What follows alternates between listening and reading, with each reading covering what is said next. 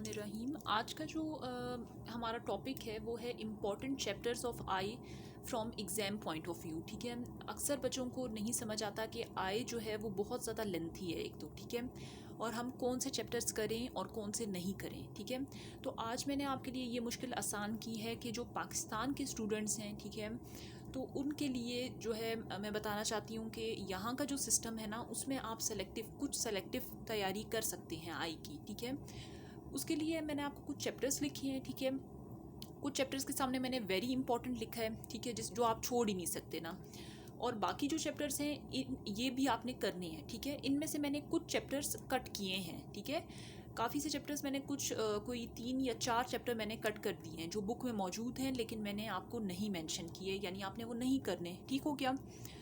अच्छा, इसमें से भी मैं आपको बताऊंगी कि इम्पॉर्टेंट टॉपिक्स या इम्पॉर्टेंट जो आपके पास टॉपिक्स हैं वो कौन से हैं। ठीक है, सबसे पहले एनाटॉमी ऑफ आई, ठीक है, फॉर वाइवा। पेपर की जब आप तैयारी कर रहे होते हैं तब पेपर के लिए आपने थ्योरी के लिए आपने ये नहीं करना होता। ठीक है, एनाटॉमी आपको वैसे ही थोड़ी बहुत आनी चाहिए। ठीक है, हर चीज़ की आपको पता हो, आई की एनाटॉमी का पता हो आपको, लेकिन जो आपने याद करनी है वो वाइवा के लिए करनी होती है। ठीक है, ज़रूर पूछते हैं। नंबर सेकंड, आईलेट्स का चैप्टर। ठीक है, आईलेट्स का चैप्टर में से कुछ टॉपिक्स ऐसे हैं जो कि ज़रूर आने चाहिए आपको। ठीक है, वो मैं आपको आगे चल के बताऊंगी। फिर आता है लैक्रिमल सिस्टम। लैक्रिमल सिस्टम में भी कुछ टॉपिक्स ऐसे हैं जो आपको आने चाहिए। ठीक है, हर टॉपिक ना भी आए लेकिन कुछ टॉपिक ज़रूर आए। ठीक हो गया। फिर आता है कंजेक्टिवा। कंजेक्टिवा इज़ वेरी इंपॉर्टेंट। ठीक है, इसके जो टॉपिक्स हैं वो बहुत इंपॉर्टेंट हैं, इससे आपका सवाल ज़रूर आता है। ठीक है, पेपर में। उसके बाद आपके पास आता है कॉर्निया। ठीक है, कॉर्निया भी किसी हद तक काफ़ी इंपॉर्टेंट है। ठीक है, आपको जो है आना चाहिए कॉर्निया से रिलेटेड भी। ठीक है, उसके बाद आपके पास आता है लेंस एंड कैटरेक्ट। ठीक है, लेंस एंड कैटरेक्ट जो है that is very very important. ठीक हो गया। देन ग्लूकोमा है, ग्लूकोमा वेरी इंपॉर्टेंट है। ठीक है, यूवियल ट्रैक्ट है, यूवियल ट्रैक्ट से भी क्वेश्चन आता है। ठीक है, इसमें कुछ टॉपिक है मैं आपको बताऊंगी आगे। रेड आई एक बहुत ही छोटा सा जो है ना टॉपिक है, एक चैप्टर आप कह सकते हैं, चैप्टर वाइज दिया हुआ है इसको। तो इसमें कुछ टॉपिक्स हैं। ठीक है, और कुछ कंडीशंस होती हैं, उन कंडीशंस का आपको पता होना चाहिए। ठीक हो गया। Then retina is very important and very difficult chapter. ठीक है, लेकिन ये आपको आना चाहिए। सही है, इसमें से भी मैं कुछ टॉपिक्स आपको बताऊंगी जो आप छोड़ सकते हैं। ठीक है, then optic nerve. Optic nerve जो है इसमें से भी कुछ टॉपिक्स आपको करने हैं। ठीक है, then errors of refraction, you have to know all the errors of refraction. ठीक है, इसमें कुछ भी नहीं छोड़ने वाला। And then स्ट्रेबिस्मस। स्ट्रेबिस्मस में भी मैं कुछ चीज़ें आपको बताऊंगी ख़ास, ठीक है, जो कि आती हैं पेपर में।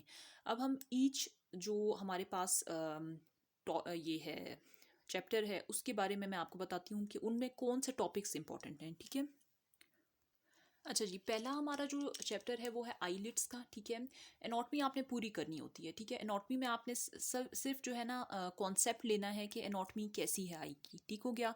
अब हम आते हैं आईलिट्स पे। आईलिट्स में सबसे पहला जो टॉपिक है ये आप मार्क करते जाएं अपनी बुक्स पे, क्लेजियन बहुत इंपॉर्टेंट है। ठीक है, इसकी डेफिनेशन आपको आनी चाहिए एंड ट्रीटमेंट। ठीक हो गया। आपको ज़रूरी नहीं है कि आप रिस्क फैक्टर्स भी याद करें, आप जो है हर चीज़ याद करें। ठीक है, ट्रीटमेंट में भी आपको नाम पता होने चाहिए। ठीक है, जैसे कि कुछ के सर्जिकल जो प्रोसीजर्स हैं, जैसे टॉसेज है ना, बिल्फर्स, उसके जो आपके पास जो ट्रीटमेंट है उसमें आपको नाम पता होने चाहिए। ठीक है, प्रोसीजर्स के आपको प्रोसीजर तब पता होना चाहिए जब आप एफसीपीएस करते हैं। ठीक है, आई में आप एफसीपीएस जब करते हैं ना, तब आपको टॉसिस के जो आपकी जो जब आप आई सर्जन बनते हैं तब आपको उसके प्रोसीजर्स आने चाहिए। ठीक है, अभी इस स्टेज पे आपको नाम आने चाहिए। ठीक हो गया। तो सबसे पहले क्लेजियन है, हॉर्डियोलम है, ब्लीफेराइटिस। ठीक है, ब्लीफेराइटिस की जो टाइप्स हैं, द अल्सरेटिव एंड द स्क्विमस ब्लीफेराइटिस, वो आपको आने चाहिए। ठीक है, एंड मेब्यूनाइटिस है। ठीक है, देन ट्राइकियासिस है, एंट्रोपायन, एक्ट्रोपायन। ठीक है, इसकी जो आपके पास टाइप्स आती हैं, ठीक है, congenital, senile and cicatricial and spastic. ठीक है, वो सब आपको आनी चाहिए। Ectropion, then ptosis, then malignant tumour में एक ही ट्यूमर है, that is basal cell carcinoma, that is very important. ठीक है, तो आई लिड्स में ये टॉपिक्स आपको ज़रूर आने चाहिए। ठीक है, ये पेपर के पॉइंट ऑफ व्यू से बहुत इंपॉर्टेंट हैं, तो क्वेश्चंस मोस्टली इन्हीं से आते हैं। ठीक है, अब हम नेक्स्ट चैप्टर की तरफ चलते हैं। अच्छा जी, अब हमारे पास आता है लैक्रिमल सिस्टम। लैक्रिमल सिस्टम में आपके पास 3 टॉपिक्स हैं जो कि बहुत इंपॉर्टेंट हैं, acquired, nasolacrimal duct obstruction, that is sorry acquired नहीं है ये, कॉन्जेनिटल। इसमें जो कॉन्जेनिटल है दैट इज़ इंपॉर्टेंट, ठीक है। ये मैंने इसको ठीक किया है, ठीक है, ये कॉन्जेनिटल था। Congenital nasolacrimal duct obstruction is most important topic. Then acute dacryocystitis and chronic dacryocystitis, ठीक है, ये 3 टॉपिक्स आपको लाजमी आने चाहिए लैक्रिमल सिस्टम में, ठीक हो गया। देन हम आगे चलते हैं अब। अच्छा जी, अब हमारे पास आता है कंजेक्टिवा, ठीक है। कंजेक्टिवा में आपने कंजेक्टिवाइटिस की जो क्लासिफिकेशन है, ठीक है, you should know the classification, ठीक है। उसके बाद वायरल कंजेक्टिवाइटिस में आपको ट्रीटमेंट इसका ज़रूर आना चाहिए, ठीक है, क्या आप करते हैं। देन ट्रैकोमा, ट्रैकोमा आपको ज़रूर आना चाहिए, इसके डायग्नोस्टिक पॉइंट्स, ठीक है, मैं एक वीडियो ज़रूर बनाऊंगी जिसमें हम डायग्नोस्टिक पॉइंट्स, इन सब टॉपिक्स के डायग्नोस्टिक पॉइंट्स मैं आपको बताऊंगी विद सिनेरियो, ठीक है, ताकि आपको काफ़ी हेल्प हो। ट्रैकोमा आपने आना चाहिए आपको। Then vernal keratoconjunctivitis you should know.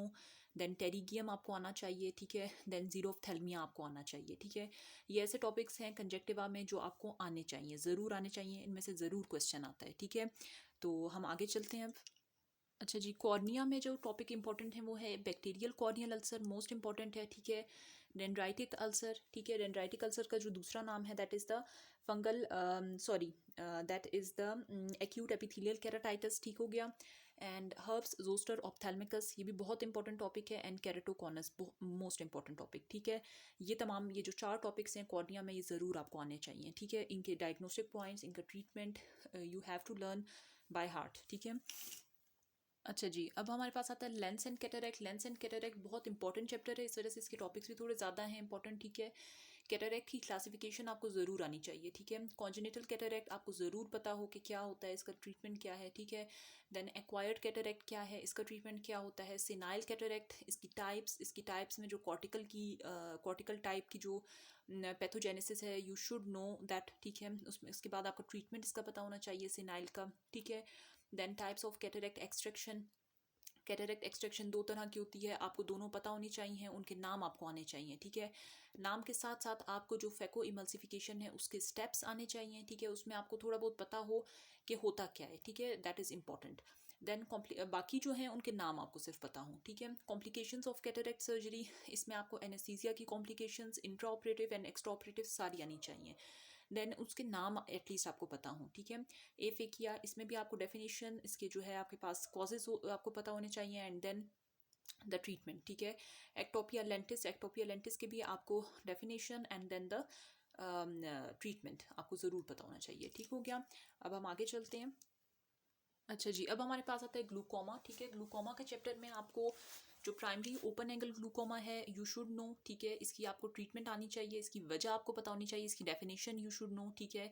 Then primary angle closure glaucoma, ठीक है, इसकी तमाम जो स्टेजेस हैं उनका ट्रीटमेंट है, ठीक है, हर एक के अलग स्पेसिफिक पॉइंट्स हैं, you should know all of that, ठीक है। देन प्राइमरी इन्फेंटाइल ग्लूकोमा में जो सारे सर्जिकल प्रोसीजर्स हैं यू शुड नो दैट, और इसके जो डायग्नोस्टिक पॉइंट्स यानी हेप्स ट्राई होते हैं, एंड बुफ्थैलेमोस है, यानी ऑक्स आई की तरह हो जाती है, ठीक है। आई जो बॉल है वो लाइक एन ऑक्स आई होता है, ठीक है। तो ये सब आपको आने चाहिए, ये 3 टॉपिक्स इसमें इंपॉर्टेंट हैं। यूवियल ट्रैक में आपके पास एक्यूट आयरिडोसाइक्लाइटिस है, ठीक है, या फिर इसको हम कहते हैं कि एक्यूट एंटीरियर यूवियाइटिस, ठीक है। देन क्रॉनिक आयरिडोसाइक्लाइटिस, ये इंपॉर्टेंट टॉपिक है। देन एंडोफ्थैलेमाइटिस एंड पेनोफ्थैलेमाइटिस, ठीक है, ये 4 टॉपिक यूवियल ट्रैक में इंपॉर्टेंट है, ठीक है। अब हम आगे चलते हैं।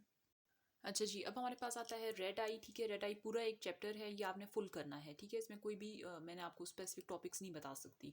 देन रेटिना है, रेटिना में आपने diabetic retinopathy most important, hypertensive retinopathy अक्सर आ जाता है, ठीक है, एमसीक्यूज वगैरह में भी। रेटिनल वेन ऑक्लूजन का क्वेश्चन आता है, ठीक है। सेंट्रल रेटिनल आर्टरी ऑक्लूजन का क्वेश्चन आता है ज़रूर, ठीक है। एज रिलेटेड मैक्यूलर डिजेनरेशन का क्वेश्चन ज़रूर आता है, ठीक है। देन रेटिनल डिटैचमेंट आता है, ठीक है। देन रेटिनाइटिस पिगमेंटोजा आता है, ठीक हो गया।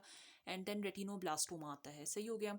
ये तमाम चैप्टर्स ये तमाम टॉपिक्स जो हैं वो रेटिना के हैं, ठीक है। ये you should know all of these, ठीक है, और आपको अच्छे से आने चाहिए। देन हम नेक्स्ट टॉपिक पे आते हैं, नेक्स्ट चैप्टर पे। अच्छा जी, अब हमारे पास आता है ऑर्बिट, ठीक है। ऑर्बिट में आपको पहले बताना भूल गई थी, जो मैंने लिस्ट शुरू में लिखी थी चैप्टर्स की, उसमें मैंने ऑर्बिट मेंशन नहीं किया था, but orbit is also important. उसमें आपके पास प्रोप्टोसिस एक इंपॉर्टेंट टॉपिक है, orbital cellulitis is most important, and dermoid cyst आप पढ़ लें, ठीक है। ये तीनों टॉपिक्स आपको आने चाहिए। उसके बाद एरर्स ऑफ रिफ्रैक्शन में तमाम टॉपिक्स आपको आने चाहिए, ठीक है। कोई भी टॉपिक आपने स्किप नहीं करना, ठीक हो गया। एस्टिग्मेटिज्म हो या फिर हाइपरमेट्रोपिया, मायोपिया, ठीक है, regular astigmatism, irregular astigmatism, and then accommodation, presbyopia, isometropia, ठीक है, एनाइसोमेट्रोपिया, एंड ये सारे ना मतलब आपको आने चाहिए, सही हो गया। उसके बाद स्ट्रेबिस्मस आता है। स्ट्रेबिस्मस में आपने amblyopia, paralytic squint, non paralytic squint, third cranial nerve palsy, and esotropia, that is the convergent squint, ठीक है। कन्वर्जेंट स्क्विंट जो होता है इजोट्रोपिया का टॉपिक है, वो आपने करना है, ठीक है। ये तमाम टॉपिक्स आपने स्ट्रेबिस्मस में करने हैं, ठीक है। तो यहाँ तक आपके जो चैप्टर्स थे आई के वो ख़त्म हो चुके हैं, ठीक है। आपको कोई भी क्वेश्चन हो इससे रिलेटेड तो आप मुझसे पूछ सकते हैं। इसके अलावा मैं अब जो नेक्स्ट वीडियो बनाऊंगी वो यही होगी कि आपको तमाम टॉपिक्स के जो डायग्नोस्टिक पॉइंट्स विद सिनेरियो मैं आपको समझाऊं, ताकि आपको जो है फ़ायदा हो, ठीक है। तो यहाँ तक आपको कोई भी क्वेश्चन हो तो आप मुझसे पूछ सकते हैं। Thank you.